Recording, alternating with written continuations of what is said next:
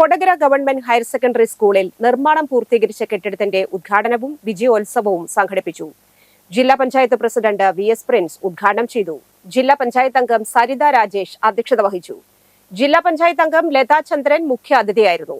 Kodakara panchayat president Ambili Soman, headmaster K Thajudheen, Kodakara panchayat vice president K G. Rajeesh, panchayat അംഗം M Gopalan, Kodakara government national boys school പ്രധാനാധ്യാപിക Jisha Mathew, Kodakara government L P. School പ്രധാനാധ്യാപിക M K. Dainy, P T A. President K. Sunilkumar, principal M. Sudheer, S M C. Chairman Anwar Sadiq എന്നിവർ പ്രസംഗിച്ചു.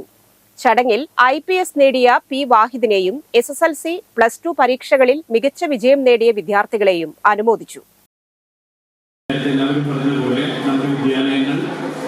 ഏറ്റവും മികച്ച രീതിയിൽ അതിൻ്റെ ഭൗതിക സാഹചര്യങ്ങളും മെച്ചപ്പെടുത്തിക്കൊണ്ടും അക്കാദമിക് സൗകര്യങ്ങളും സാഹചര്യങ്ങളും മെച്ചപ്പെടുത്തിക്കൊണ്ടും മുന്നോട്ട് പോകുന്നത്. കേരളത്തിൽ പൊതുവിദ്യാഭ്യാസത്തിന് മാത്രം ഒരു വർഷം 17,000 കോടിക്ക് അപ്പുറത്തേക്കാണ് ചെലവഴിക്കപ്പെടുന്നത്. അപ്പോൾ എത്ര നമ്മുടെ സംസ്ഥാന ബജറ്റിൻ്റെ തന്നെ ഒരു വലിയ ഭാഗം നമ്മുടെ വിദ്യാഭ്യാസ പ്രവർത്തനങ്ങൾക്ക് വേണ്ടിയാണ് ചെലവഴിക്കുന്നത്. 3-4 മാസമാണ് ഒരു ജില്ലാ പഞ്ചായത്ത് അംഗം എന്നുള്ള നിലയിൽ നമുക്കിവിടെ നിങ്ങളുടെ മുന്നിൽ വരാൻ സാധിക്കും. അപ്പൊ ഈ 5 വർഷക്കാലം കൊണ്ട് 96 കോടിയോളം അടുത്താണ് നമുക്ക് ഈ സ്കൂളിന് വേണ്ടി ചെലവഴിക്കാൻ സാധിച്ചത്.